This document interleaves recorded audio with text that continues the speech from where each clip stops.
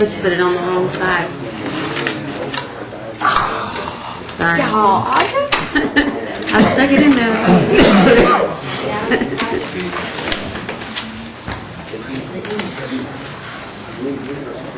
All right, we're going to call this employment committee meeting to order.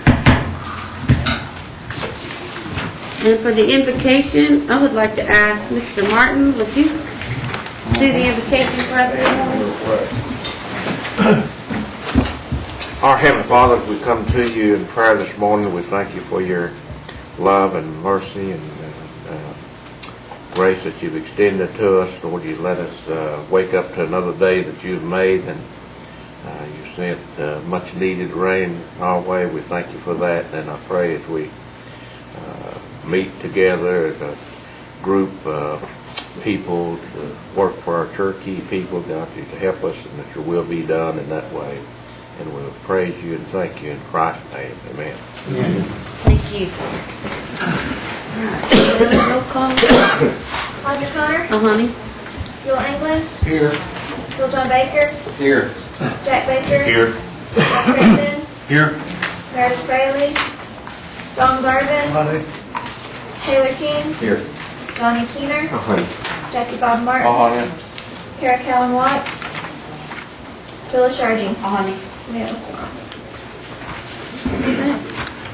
Next up will be the approval of the minutes for the January 23rd regular session.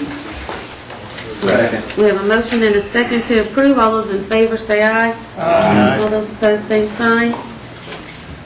Okay. Next up will be our tarot certification. You should have the list in front of you. Mr. Horse, good morning. Anyone have any questions or concerns at this time?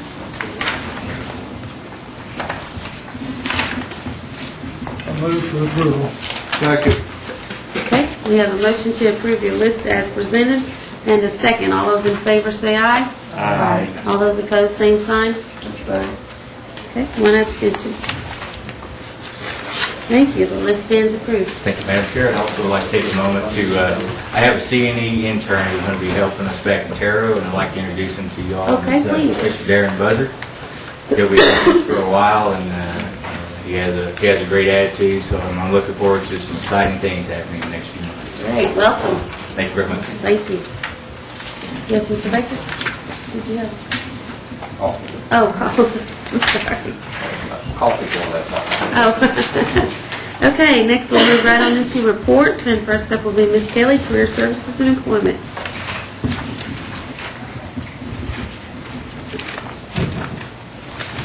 Thank you, Madam Chair. I have some real exciting news. I think Joe Crittenden and Jackie Bob will be pleased with this. I attended the Watts City Council meeting last night with Bill Langley and some representatives from that area, and I took Michael Lynn with me, who is our roads director.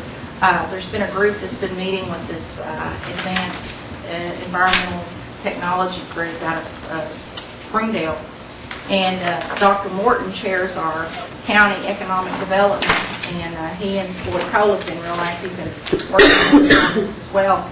Anyway, the Watts City Council had an opportunity to move forward in annexing their water and sewer capacity with the group last night. There was some controversy about it, even with DEQ, with the runoff, but there's actually going to be no runoff if it's within the water and sewer. Anyway, we went to the City Council meeting.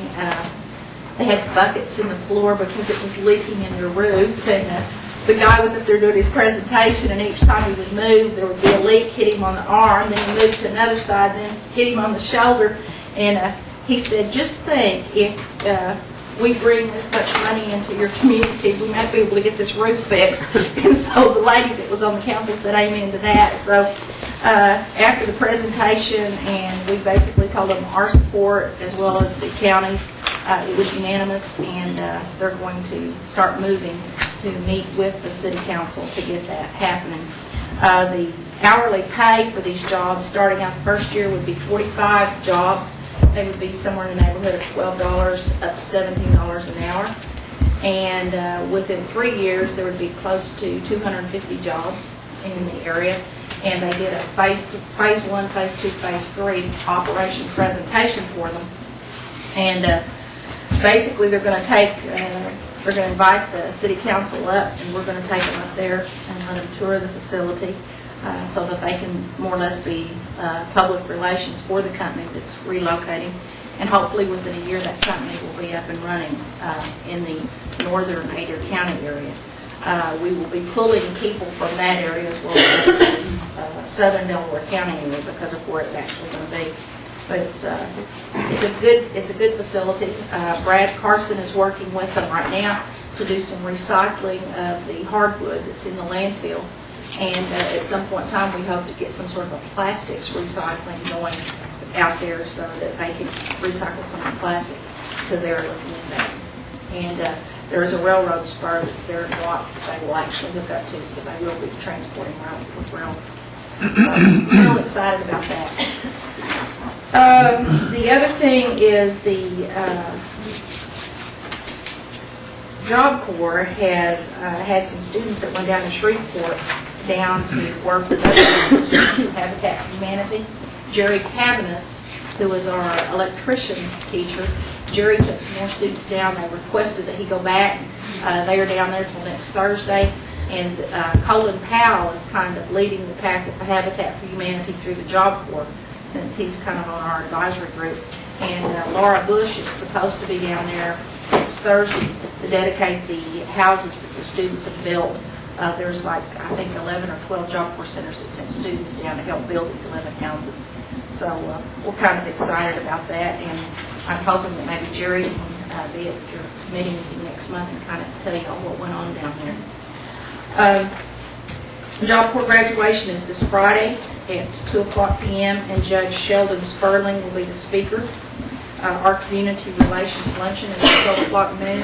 If you're interested in being there, we would ask that you RSVP Sue Ann Freeman and let her know, or Joyce Rose, so that we can count you on our list. American Indian Chamber of Commerce, Gina Olaya, who represents Cherokee Nation Enterprises, and myself were sworn in at the Creek Nation last month for the Eastern Chapter for the American Indian Chamber of Commerce. Paul Bickford is the president for the Eastern Chapter, and Paul and his wife's business was recognized as one of the top 100 minority businesses in the United States, and he's received several awards for data solutions, he and his wife, Pamela. Taylor Keene will be our luncheon speaker this Thursday, next Thursday. So if you're interested in attending our meetings, they're going to be at Northeastern State University's campus in Muskogee. We'll be over in the seminar area. We'll be at 12:00 noon, and Taylor's our keynote speaker for the meeting. We meet the fourth Thursday of the month in Muskogee, and all of our meetings through July will be at NSU. We're working to get our trucking program going over at Job Corps. We're meeting with PB Dewberry next week down in Dallas on the facilities and the site location. We are looking at moving our buildings trades program that Mike Perryman oversees over there as well, so that we will have a training area for all those training sites. We're looking at the trucking program to be up and running maybe within the next year. We've still got a lot of work to do. We have a job fair planned in Muskogee, and it will be at the NSU campus, and it will be May the 17th, which is on Thursday. And that's already down, and we're working with the health department. This will be the recruitment for the clinic. We will also be doing a job fair in northern Adair, southern Delaware County, to help with recruitment for the 350 jobs that they're going to have for C&E. We met with Bob Thomason, who's Assistant HR Director, last week, and we'll be working with them to try to do some recruitment up in that area. That'll be probably in June. We're also looking at doing a couple of more job fairs. One would be in Catoosa in August, and then we'll probably do one where we'll open it up to the public for anybody that wants to come. And we're looking at possibly doing it in the gymnasium sometime this summer when school's out. We've got staff that are coming on board to help with our summer activities. We met yesterday with all of the staff to look at developing our summer activities. We're going to do some things with the construction area, do some apprenticeship programs for the kids this summer. We're going to do some things with the vocational programs. Juanita Sanders is looking at doing maybe 10 or so students with some of the associate degree programs. They're kind of gearing up to develop a mirrored leadership program, which we hope will be up and running this time next year. There's a lot of people inside the nation that are working on this leadership development, and we're going to try to do a springboard of that this summer with our activities. Nettie Dethridge has been working with the areas up in the northern area. She's been doing several placements at some of the other casinos up in the northern counties.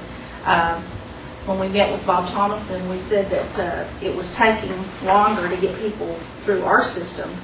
But when you look at where the map is, there is really no casino up in that area.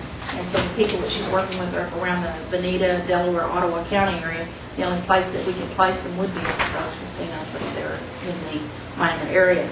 And if you visit those areas, well, you know there's a lot of Cherokees working there. And we're working with C&E, and we're going to start trying to do a little more recruiting and identifying some of the areas that they may need some help with, maybe doing some short-term training programs to entice people to want to apply for some of those jobs, and maybe work on some incentives to try to get those people to stay in those jobs.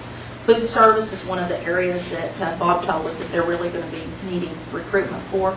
With the expansion of the casinos, they're looking at expanding the food service and hospitality area. And when you look at the unemployment information that we gave you at last month's meeting, if you look at the, I think it was number 2 and number 3 on the list for the state of Oklahoma up through 2014, hospitality and entertainment and food service was one of the top areas that there will be jobs from here on out. So we're going to look at beefing up some short-term training programs and identifying so many of our slots to try to get people trained in those areas to want to go and apply for those jobs. Y'all have any questions? Do you have a question? Thank you, Madam Chair. I don't know if this is a question so much as a comment, but do we have and you're probably not the first to ask, but since you talked about some of the services at C&E or trying to support employees, stimulate jobs and things like that, what about child care at C&E for those employees that, I think that, just regular daycare, the hours of operation for regular daycare sometimes keeps our employees, from taking jobs at the casino because, they need daycare during the night when the casino is open.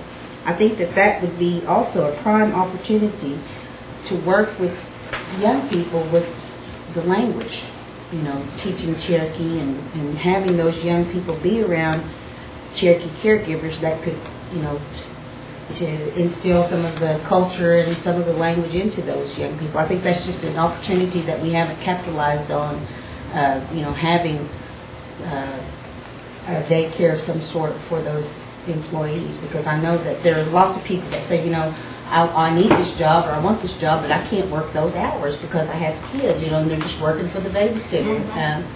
Since we pay our employees so great, sometimes it's just hard for a single parent to work and then have to provide daycare, even though we might have the child care subsidy. Those hours are, just 8 to 5 or whatever that is, So anyway, I don't know who to mention that to, but I'd like to see. Those are good points, Phyllis, and I will share that with Bob. We will have some other meetings. I have been meeting with the HR entities group. They meet monthly, and I have been meeting with them. I do know that there was some discussion, I think, from the child care area about this, maybe when they built the facility there. I don't know exactly where it went, but I will follow back up on that, and it is a good point. We are expanding our child care training program. I don't know if you knew that we had a child care training program. Our NAVTEP program, Kim Carroll oversees the business technology. Well, we also have a child care certification program, which is if they're in the child care training program, after they've been in it for a year, then they are certified through the state. They take a state test, license test, And we are expanding that with the expansion of our time with the Delaware. So, that's something to anyway, add. we are looking at expanding our training program in that area. You want to say something? Yeah. Sorry. I didn't know who was behind me. I could feel somebody back there. Just to address your question, that is one of the things that we're looking at in the recent quarterly employee meetings. That was one of the questions that was raised by several employees. So the chief gave me a project to look at that. We did do a study a couple of years ago to do that, and it was strictly for Cherokee Nation employees, but we're also looking at the possibility of expanding the service to help facilitate several of the casinos and the demand in those areas. So those are some of the things that we're looking at. We're trying to do a feasibility study and find out what the true demand is, and then what we expect the use might be. And so hopefully we should have that done in the next couple of weeks/months, and we might be able to move forward with that. So we are looking at not just Cherokee Nation, but also CNE and CNI employees as well. Thank you. Thank you, Madam Chair. To wrap up, one of the things that we have been invited to participate with Don Berger and his group up in the Mid-America Industrial Park up in Mays County, we have been asked to assist them with the recruitment of some of the jobs. You know that they put in a Gatorade plant. They're also looking at putting in a plant there in the industrial park that would be, I don't really want to say what it's going to be because I don't know for sure. It's going to be an automobile company. I'm not at liberty to tell you what company it's coming from, but they are looking at putting a facility up there that would be similar to the Ford plant that's in Tulsa in the Mid-America Park. And we've been asked to help with trying to do some job fairs for them for this. I don't know all the specifics. I just got a call yesterday. And Nettie Deathridge is working our northern area, and we've got Angela Cunningham working our southern end. So I've got job developers out there that are networking with those areas. So we will be heavily involved with them to try to do some recruitment. One of the things we're finding out is that if anybody wants to work in Northeast Oklahoma, there's jobs. It may not be the job you want, but there's jobs out there, and we can direct people in various directions. Training may be a problem that we may need to beef up a little bit in some of those areas. But there's jobs out there. I was asked to bring this up when we had our meeting last month. I think there was some discussion about where everybody's actually reporting. And I know for Brian and C&E, they come before the full council at council meeting and they do their financial reports. And then during resources, I think that there's some reports that are given there on some of the construction that goes in under with Todd. And then they've been coming here to employment.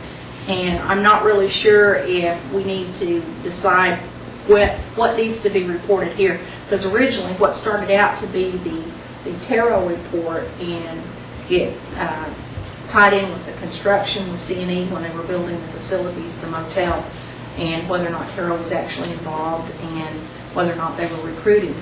And with employment, it's more on the employment aspect and whether or not the percentages that we're reporting. So Melanie had asked that I bring this up at this committee and we get some sort of a clarification, because Ryan's having to hit 3 meetings and some of the same stuff he's repeating over and over. What would be the pleasure of the committee? Mr. Martins?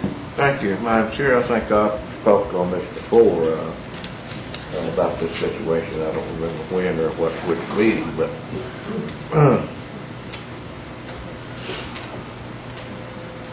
personally, and I know, take Mr. Collins for an example here. This guy's a busy man, and for him to come to 2 or 3 different meetings and give the same report, I personally don't agree with that. I think that the committee could select which meeting that he would need to attend or send a representative to attend.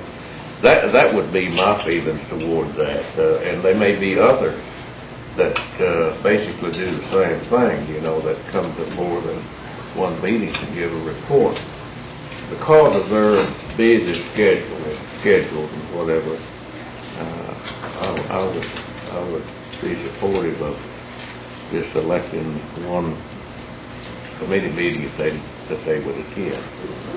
Thank you. So would you feel like that we could get all the information we need when they report at ENF? Mr. Martins? Do what, ma'am? When they come to report to ENF, then would you say we would ask all of our questions at that time? I would, that would be proper. I would Would that be your suggestion? Yeah. Did you want to put that in the form of a motion or Yeah, I will. Yeah, we'll vote on it. to have CNE and CNI Tarot removed from our committee reports?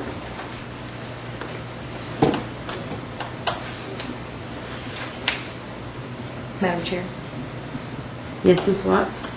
I'll second that with the assumption that they are going to be done elsewhere, right? That we would be able to ask these same kinds of questions at other committees that they report to. Ms. Yardy? Thank you, Madam Chair. I just wanted to remind the committee that, and I would be whatever the committee wants to do, but in the past, we've had some questions that would come up at this committee or at the ENF committee, and the person giving the report would say, well, I don't know, I don't work with that part, it has to be someone else, and so, you know, we don't get the information, and I'm fine with it as long as we get the information that we're asking, and the person that gives the report can give us that information. But, you know, that's what's happened in the past, and I think that's why we specifically designated this committee to address some of the Terrell and employment issues. Okay, we have a motion and a second on the floor right now, so Mr. Keener, did you have a comment? Yeah, just a comment. Maybe these people that's giving a report wants a little driving time, little vacation time. Maybe they kind of will not agree with that, but it's probably not up to them to decide, but whatever it may be, I just thought I'd throw that in. Mr. Collins, did you have a comment? And then I'll get you, Mr. Martin. Well, it's not about not wanting to come up here and speak and talk. It's about, in my viewpoint, C&I, on what we're talking about, is that we're not the owner of the budget. We've been contracted to perform a task, and it falls within making our business decisions on how to make money and create jobs. We provide all this information to the owners of these budgets. And sometimes the questions that we get asked, why this, why that, a lot of the things that we go to the owner for, being it health or education or the nation, and we say, here, make a decision. Which contractor, they are keeping up with this information as well. And we're being, just like any business, you know, we're managing the business to the scope that's been laid out for us. So it's not about not wanting to report. We report, we support the information. It's about that we're having to do this several times. And then somewhat, I feel like being held accountable to something that may be on someone else, should be on someone else. So that's all I wanted to mention. Okay, anyone have any other questions, comments? Okay, our motion on the floor right now is to have CNE and CNI Tarot reports removed from this committee. I'm confused. Excuse me. Are you saying the Terrell reports are going to go to ENF? Where else would we report? I mean, where else are we going to ask these questions? Who's going to be here to answer the questions that we have for those? What I was saying, Madam Chair, excuse me, the information that they're giving you is financial information about the projects. That needs to go to ENF. If there's pertinent questions regarding the Tarot piece of it, it still needs to stay here. Okay. And that means I'm going to have to go to the ENF then. Okay. I mean, help me clarify what we want to achieve here. One more statement. I'll Please. take that, Mike. One of the concerns that we had was that C&I and construction management basically has to report the NF as far as their bottom line, how they're doing as a business. They report at resources as far as the construction projects and how they're going along, and then they also report in employment. And basically they're reporting mostly the same stuff over and over again in those same three meetings. And so what we talked about the possibility of doing is that they could still report as a business entity how they're doing through ENF, and also as a business entity how they're performing with Taro utilization.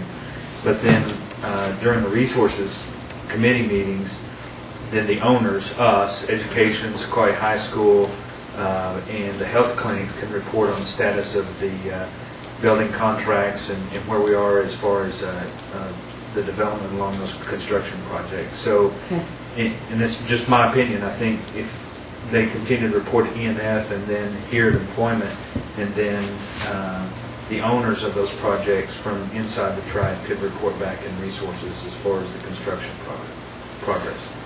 So it's just necessarily the content of the report is really what we're looking at changing. Is that correct? Yes. Okay. So that would be your motion then, Mr. Martin?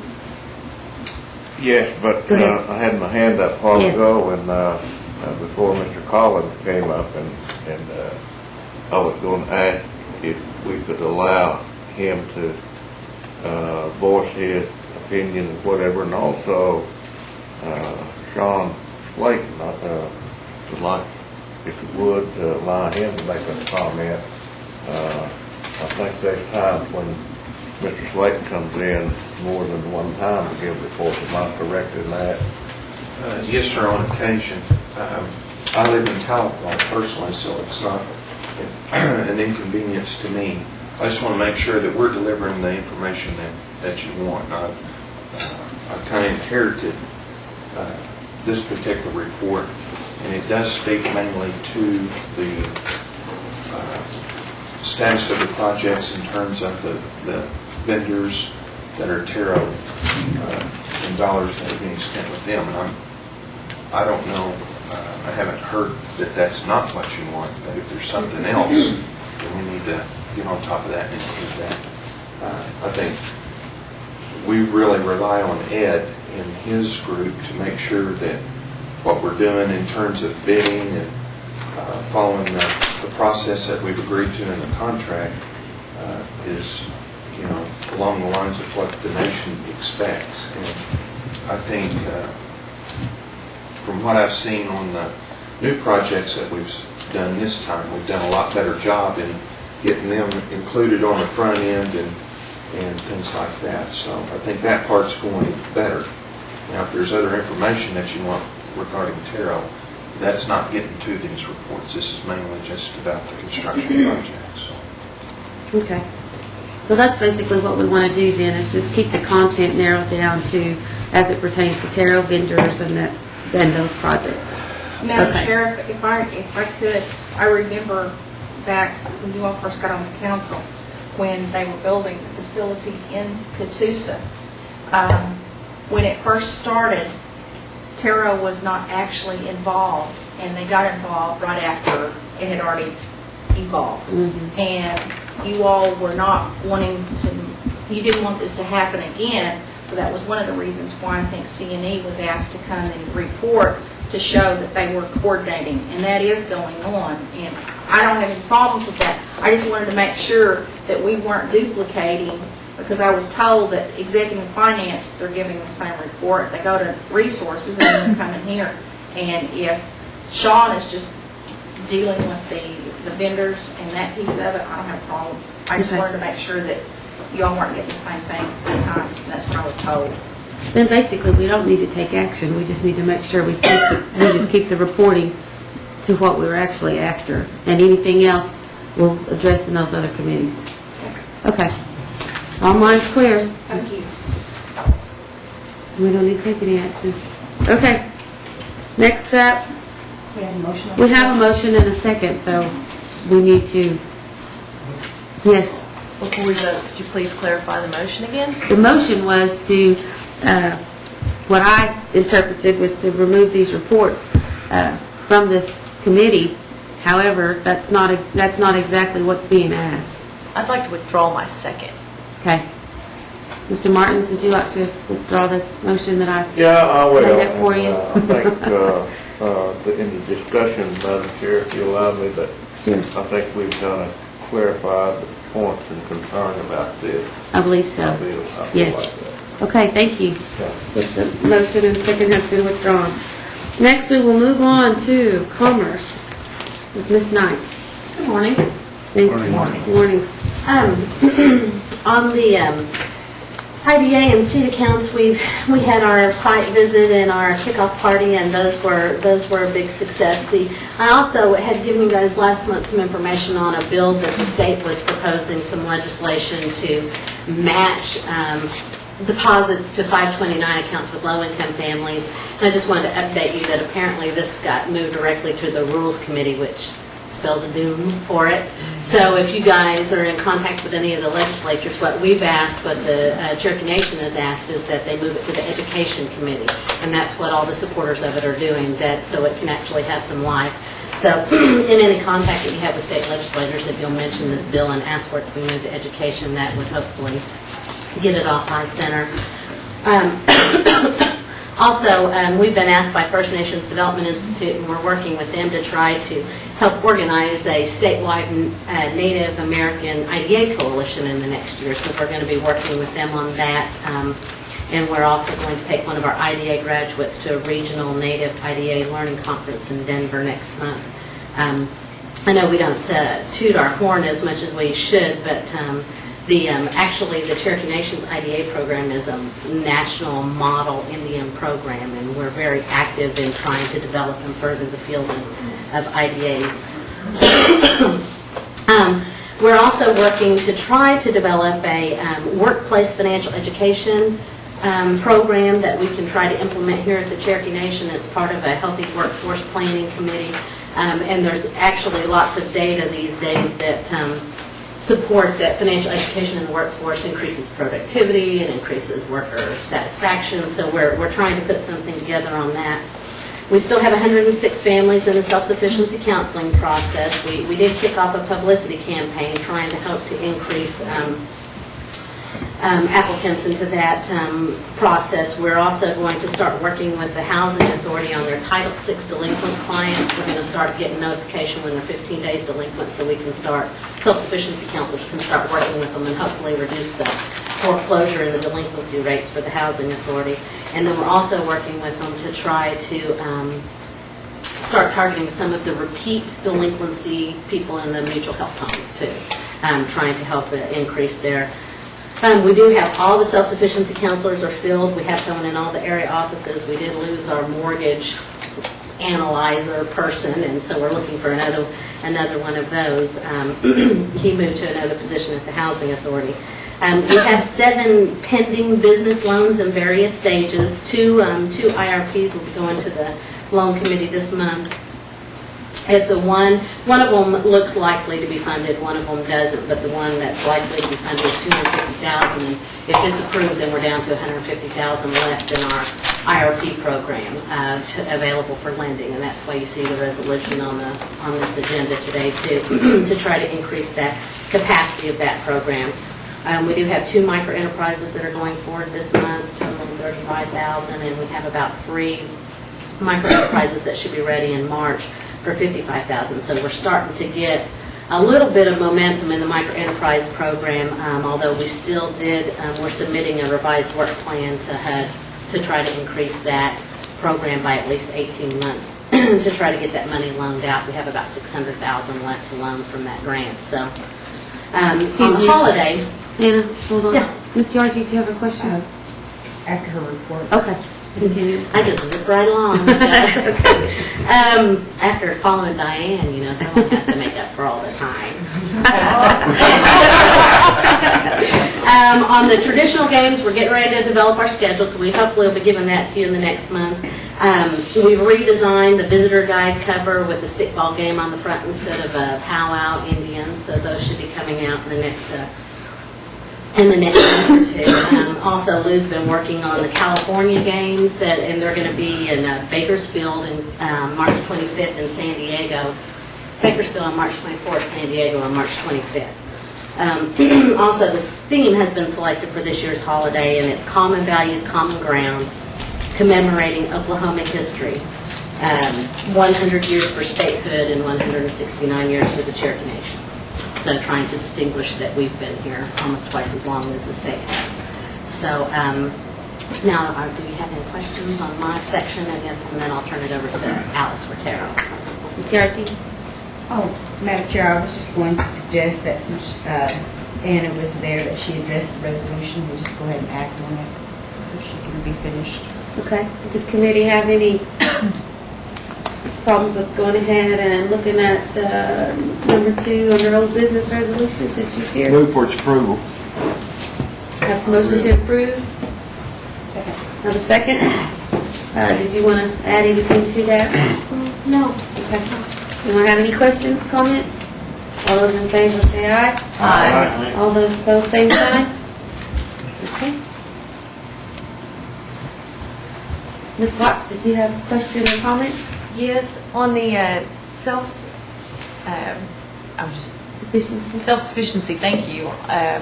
On those counselors, because that's where we took a portion of the housing authority budget or HUD monies. Correct. And we put them in there. I'm concerned about how are those folks positioned out in the community, and how are they coordinating with the housing authority to make things happen? The self-sufficiency counselors, they're located in the area offices, and right now they're dealing with the clients on with the families on a one-on-one basis, and they will be holding trainings out in the communities, in the various communities, and they're able to meet with the families in the communities instead of the area offices. Excuse me. And they are housed with the housing authority in the area offices, so they work on a daily basis with the housing counselors. And we felt that that was real important to get that line of communication open, and so they do coordinate daily. Actually, the housing counselors give us the entire file for families that can't qualify for an outside mortgage now, and we supply them with reports on the progress of those families so that they know when families are getting ready to come out of the system. I'm getting mixed messages from my area office, so could you check and see what my situation is in Rogers County? Because I went to the housing authority and asked questions, and I'm not clear what's not functioning, I guess. Okay. And we have, that's one of the reasons why we didn't start functioning. We've gotten resistance. We've had resistance from the housing authority staff.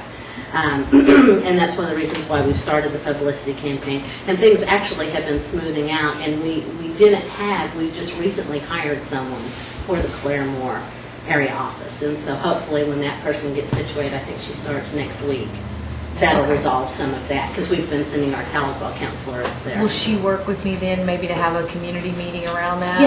Yes. So that, okay. But I will have Shay check into that. Shay's been working with the area directors. Thank you. Good. That's it. Thank you. Anyone have any other questions? Okay. Alice will present the Tara report, or the One Stop Center report. Okay. Good morning. Good morning. On the front of it, you'll notice that there is a new percentage report. We're hoping that the running total of that will kind of help you throughout the year and kind of a quick glance at where we're at. I had emailed these yesterday afternoon, and at that time, I didn't have the totals for October and November for CN, but Todd assures me that those are ready. So I will do a revised report and email those to you and get those updated. Next month, I also hope to have a new combined running total across the bottom. So for October, it was 6.3. December's was 7.65. And it's going to take me a little while to get used to these, but once I do. Anyone have any questions about the report? Yes. I just want to say thank you, and I greatly appreciate it. Thank you. Thank you. Okay, next up, Mr. Slayton.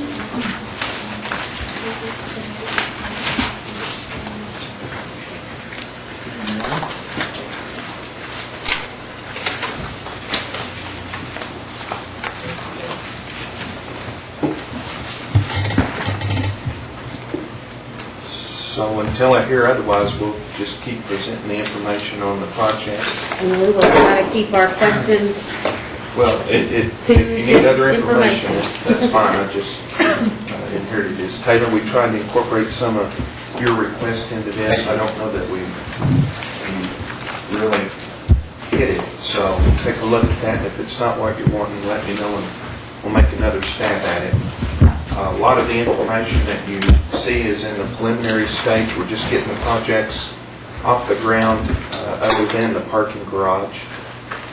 So those percentages are very fluid and they'll change as construction progresses and we're paying the vendors. But to kind of update you on what's going on, our parking garage, if you've been by the facility, you'll see that it continues to go up. We have one issue on the east side. We found out that some of the footings were put in unstable soil, so we halted the construction in that quadrant, moved to the northwest quadrant, and continued erecting there. Yesterday they were supposed to have the fix to all of the architects and everything from the engineering company, and I was out of the office yesterday and I haven't been back this morning, so I haven't heard what that is. But they're confident that they can correct the 3 footings that are in question, and it's not going to be at our expense. There was oversight on the engineer's part in the soils report. So anyway, it continues to go up, and it's going to be a nice garage when it's done. It's really going to help out on special events. Are there any questions around the parking garage? Because I know how things get started out there and go like wildfire, so I'll be happy to answer anything you might have around that. Okay. Roland Travel Plaza, I think we're finally getting our arms around that. I was down there last Tuesday, and it's going to be very nice, very spacious on the inside. The site work with ARC, we are coming to a separation point with them, and we hope that they're off the site no later than April the 1st. And when they're off the site, we'll have the building turned over to us, and the canopy area will be taken care of on the site work. We'll move the additional site work that was in their contract over to Flint Co. and let them just roll that into the site work that they had in their scope for the casino expansion itself. So we're hoping that by April 1st we have it turned over to us and we're moving all of our stuff in, and then somewhere around May that thing's open for business. I don't see David here, but I know that's probably been a concern in his area. We really tried to get back on top of that. There were a lot of different issues, and it didn't get started off right. And once that happens, it's sometimes late in the project when you find out what those problems were. We're going to report one more time on the Tahlequah Casino. We still have one payout that we're expecting from the construction group. I think as of last week we hadn't received it, but I've heard that it's close, and once we get that, we'll drop those numbers in here and then make sure they reconcile with what they have, and hopefully next time we can close that one out for you. West Side Loan, that project is underway and it's moving fairly rapidly now. The site work is being done. They're moving to try to get all the parking done on the north side of that casino. If you've been up there and looked, that's where all the efforts are concentrated, so that we can close the existing parking lots and move customers to that back area. They will then begin work on the new construction of the casino on the west side and around in an L shape to the front of that. That will make the customers come in from the north at a new entrance on the north side of the casino. About a week ago Sunday, we had some good news from the city of Siloam, the state of Arkansas. I think they announced that they are going to widen 412 through the city of Siloam Springs to 6 lanes instead of looping it to the south or to the north. And for us, that's great news because what we had planned for, based on what we had heard, was that we would lose some of the traffic count that normally is on 412 when they loop that. So we kind of backed off of what we were doing in anticipation of that, and as that thing progresses and goes forward, all those cars and campers and trucks and all that will be coming right by the front of the casino now, and at some point we may want to visit a phase 2 and a phase 3 for that project up there, because that is a significant decision on the state of Arkansas that's going to benefit us. The Catoosa expansion is still being reviewed and in the planning stages. We're trying to make sure we get that thing right. We will begin working this month on looping the road that goes around the golf course, between the golf course and the hotel. That will, as it comes down to where the hotel is, we will bend that road to the right and go out around the ponds, and we will come back in between the casino and the Cherokee Inn, where that parking lot is, where the trucks park, and we will connect back to Timbercrest there. And that will give us the space that we need on trust land to put the convention center and the tower and a restaurant and still keep all that on trust. So you'll be seeing some of the site work start on that project within the next 30 to 60 days. I'll be happy to try to answer any questions. Yeah, Sean, have you heard any more on the Ramona property? I haven't heard any more on that. I know that, well, the last I heard is they made an offer and we listened to it, and I don't know if we encountered with that, but that's being negotiated.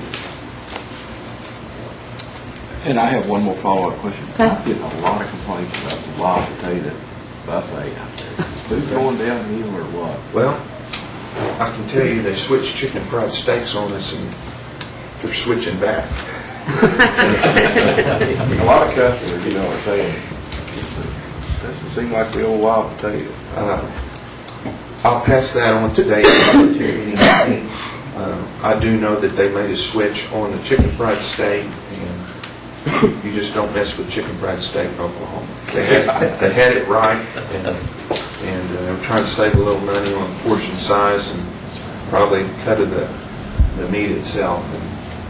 And I asked them about 2 weeks ago to change that back to what we used to have. So I'll address that in the new casino.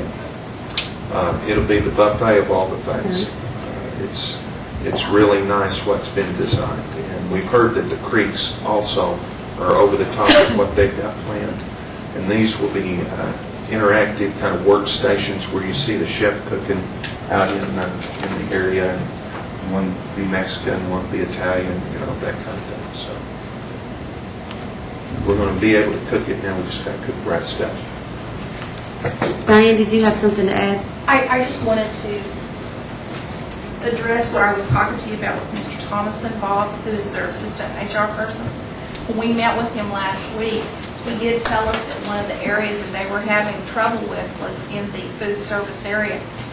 What is happening is that they're getting workers in back there, and after they put their 6 months in, then they're vying for positions out on the floor.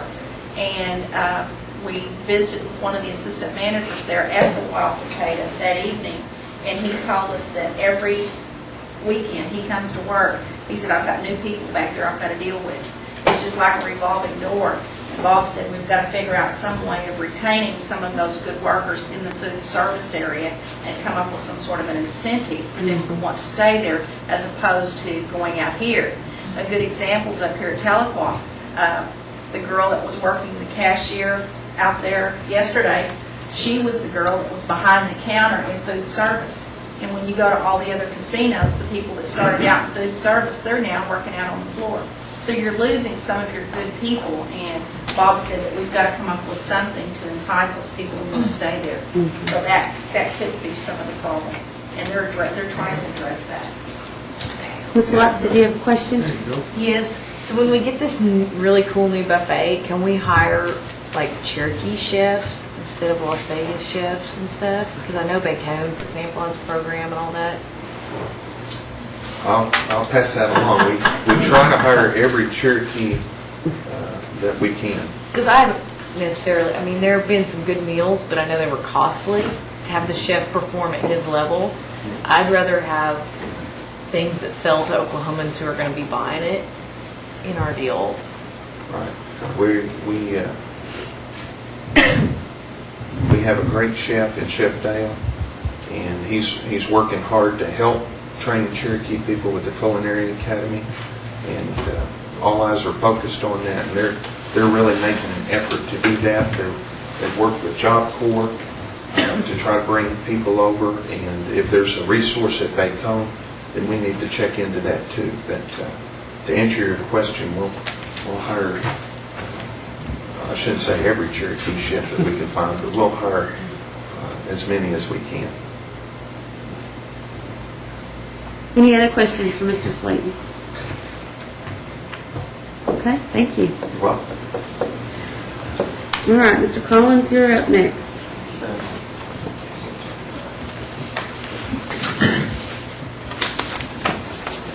We are right at 11 o'clock, so.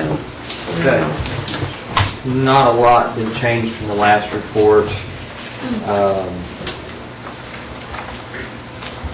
On the Muskogee Health Clinic, we still have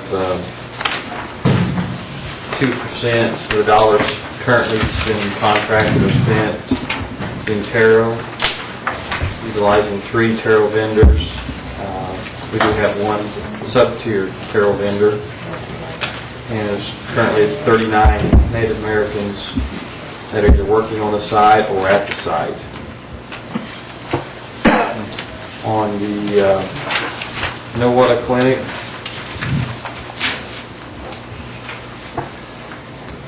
$62% of the dollars have been spent with taro vendors, and utilized 6 taro vendors at this time. And on the Salisal Clinic, there's been 46% of the dollars have been spent with taro and utilized 10 vendors.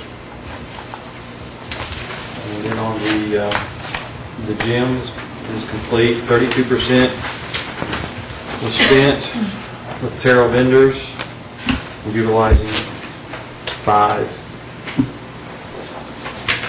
And again, that seems very brief, but I'm trying to again understand exactly information, as Sean had mentioned, if there's more information or less information, because basically that information could be put on one piece of paper and not 4, from my viewpoint. So if there's things that you'd like me to clarify or spend more time on, I'd sure like your input. Does anyone have any questions or comments, or would like to see anything different on these reports? Or would folks need time to maybe get back with Mr. Collins at a later date? Because currently we are not reporting at the resource meeting. We come to this meeting and the E&F. Okay. Any questions? Concerns, additions? Okay. Okay. That's pretty painless today, Mr. Collins. All right, under old business, we still have number 1, act repealing superseding Cherokee Nation law regarding labor and employment rights. Ms. Watts? Move to table because we weren't prepared. Second. Okay. Have a motion to table and a second. All those in favor say aye. Aye. All those opposed, same sign. Okay, we've already taken care of our resolution number 2. We have nothing under new business. Announcements, we did discuss at last month's employment meeting to have our committee meetings that were to be on the 13th moved to the 15th. So Do so? have a motion to move our meeting to the 15th at 10 o'clock. All those in favor have a second. All those in favor say aye. Aye. All those opposed, same sign. So we will let Ms. Kelly know that everyone who is able to will try to attend the legislative day at the state capitol on the 13th. Move to adjourn. We have a motion to adjourn and a second. All those in favor say aye. All those opposed, same sign. Meeting is adjourned. Thank you, everyone.